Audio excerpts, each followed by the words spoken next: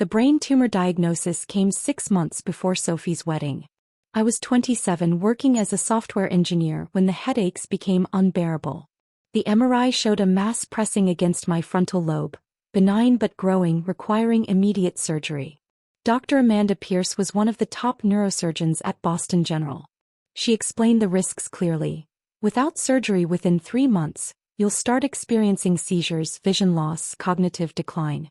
This isn't optional, Claire. I called my parents that afternoon.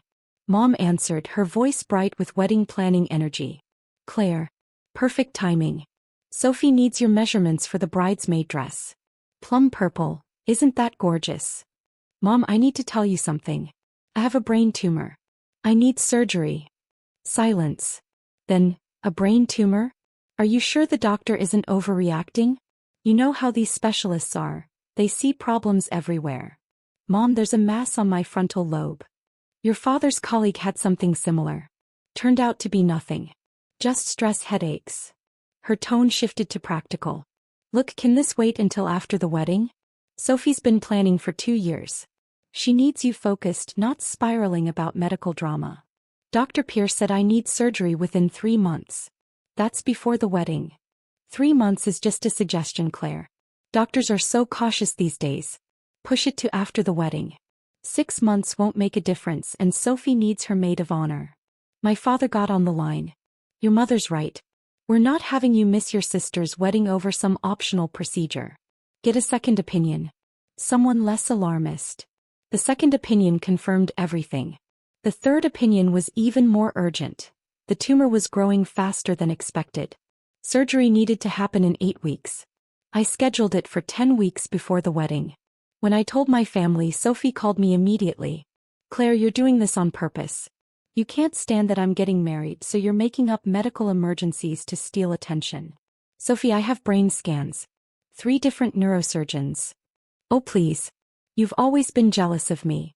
First you couldn't be happy about my engagement, now you're scheduling brain surgery, right during my wedding planning. She laughed bitterly. It's pathetic. Mom called next. Claire, your sister is very upset. This surgery can wait. It's just minor procedures anyway, they go in, check things out, you're home the same day. It's a craniotomy, Mom. They're removing part of my skull to access the tumor. I'll be in ICU for days. You're being dramatic. Sophie looked it up. Lots of people have these little brain things removed as outpatients now. The surgery happened on schedule. My friend Rachel from work took a week off to stay with me. My boss sent flowers and told me to take all the time I needed. My parents sent a text. Hope your procedure goes smoothly. Don't forget Sophie's dress fitting is in 2 weeks. The surgery took 7 hours. Dr. Pierce removed the tumor successfully, but the recovery was brutal. I couldn't walk straight for days. The headaches were worse than before. My short-term memory was scrambled. Rachel stayed with me for 2 weeks, helping me shower, making sure I took medications on time, driving me to follow-up appointments. My parents visited once, staying for 30 minutes. You look fine, Mom said, eyeing my shaved head and surgical scars. You'll need a wig for the wedding. We can't have the photos ruined. Mom, I just had brain surgery. And we're very glad it went well. Now about the bachelorette party next month. You're still organizing it, right? I stared at her. I can barely remember what day it is. I'm still recovering. Sophie rolled her eyes. See? This is exactly what I mean. Everything has to be about Claire and her problems.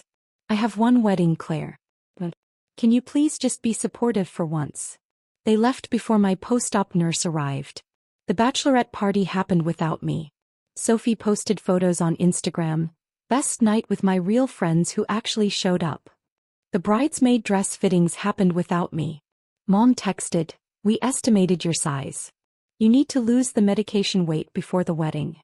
I was 8 weeks post-op, still experiencing dizzy spells and memory issues, when Sophie called with her final demand. The rehearsal dinner is the night before the wedding. You're giving a toast about how wonderful my relationship with Marcus is. Mom's writing it for you so you don't mess it up with your medical drama. Sophie, I'm still recovering. My speech is affected. Excuses, excuses. You're fine, Claire. The surgery was weeks ago. Stop milking it. Dr. Pierce saw me for a 3-month follow-up 2 weeks before the wedding. You're healing well, but you're pushing too hard. Your brain needs rest. Are you getting adequate support at home? I told her everything. The dismissals, the minor procedures comments, being called dramatic and attention-seeking for having brain surgery. Dr. Pierce's expression hardened. Your family works in healthcare? My dad's a hospital administrator at Boston General. Mom's on the hospital foundation board. Your father is Michael Chin? I report to him. She paused. Claire, the hospital foundation gala is the same night as your sister's wedding rehearsal dinner. I know. Dad's giving a speech about hospital excellence. Something shifted in Dr. Pierce's face. I'm receiving an award that night. For surgical innovation. She looked at me carefully. Would you like me to share what real neurosurgical recovery looks like? What minor procedures actually entails? I didn't understand then. I just nodded. The wedding week arrived. I was still weak, still experiencing headaches, still struggling with the cognitive effects. But I showed up to every event in my wig, smiling through the pain. The rehearsal dinner was at an elegant hotel ballroom. Sophie glowed in white, Marcus beside her, both sets of parents beaming. I sat at the family table in my ill-fitting bridesmaid dress, trying to remember the toast Mom had written. Sophie's maid of honor went first, gushing about their friendship. Then Sophie grabbed the microphone. I want to thank my amazing family for making this wedding perfect. He gestured to our parents. Especially my mom and dad who supported me through everything. And my sister Claire, who finally stopped making everything about her long enough to be here tonight. Laughter rippled through the room. Claire had some minor medical procedures a few months ago and acted like the world was ending. But she's fine now. Just proves that half of medical stuff is just drama, right? More laughter. I felt my face burn. Anyway, Claire was supposed to give a speech, but honestly, we all know she'll just talk about her surgery. Sophie rolled her eyes. So let's skip that and get to the good stuff. The room applauded. I sat frozen, humiliation washing over me. Then I saw her. Dr. Amanda Pierce, standing near the back of the room in an elegant black gown. She wasn't supposed to be here. This wasn't the hospital gala. That was across town. She caught my eye and smiled. Then she walked toward the front. Sophie was mid-toast, talking about how perfect her life was, when Dr. Pierce reached the microphone area. Marcus's father, a cardiologist, recognized her immediately and stood. Dr. Pierce? What an honor. Everyone, this is Dr. Amanda Pierce, one of the finest neurosurgeons in the country. The room quieted. Sophie looked confused. Dr. Pierce smiled warmly at the crowd. Forgive the interruption. I'm actually here because I just came from the Hospital Foundation Gala across town, where I received the Surgical Excellence Award. She paused. Michael Chin presented it, actually. Your father, Sophie. My father's face went pale.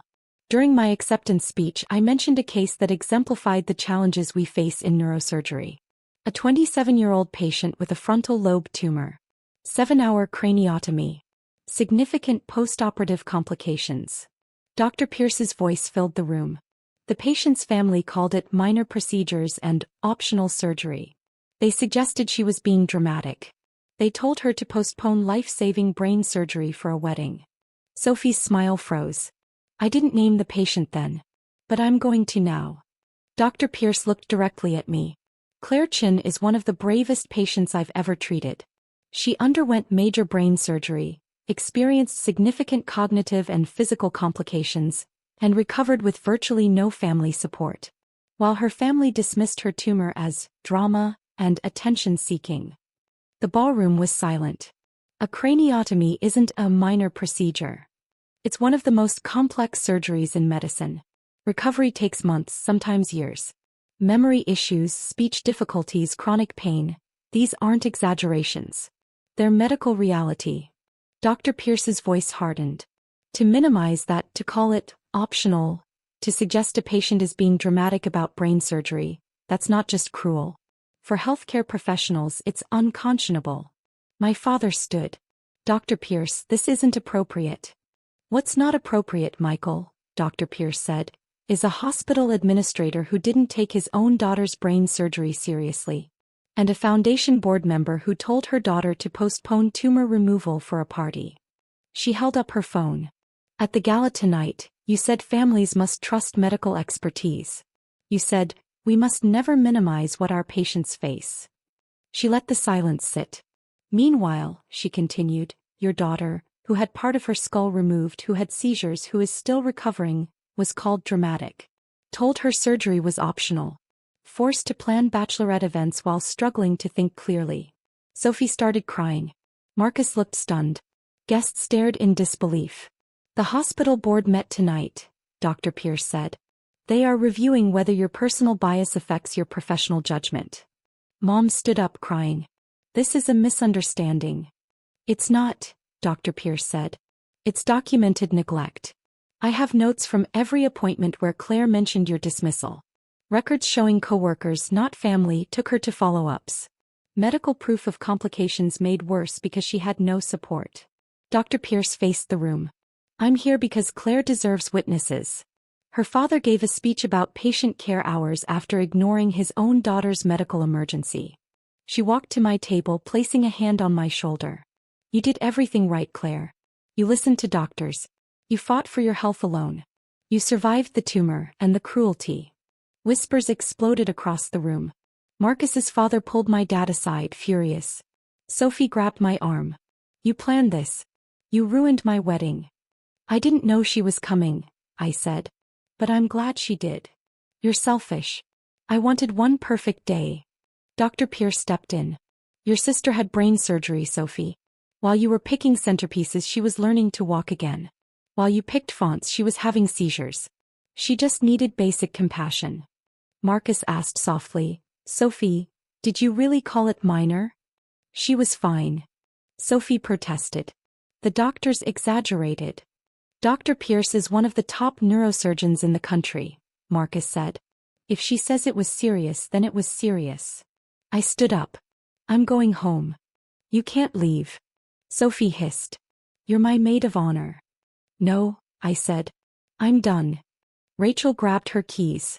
Dr. Pierce walked me out so no one could stop me. Outside, she said, the board meets at 9 tomorrow. Your father will be questioned.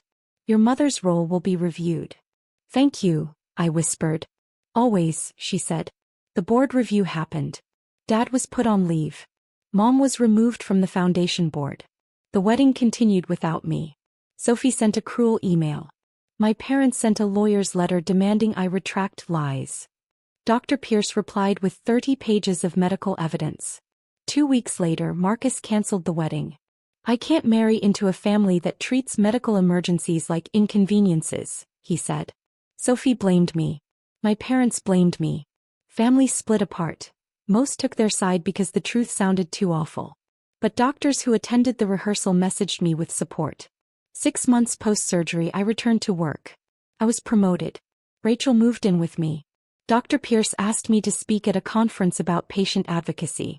My parents tried to contact me through my grandmother. They want to reconcile, she said.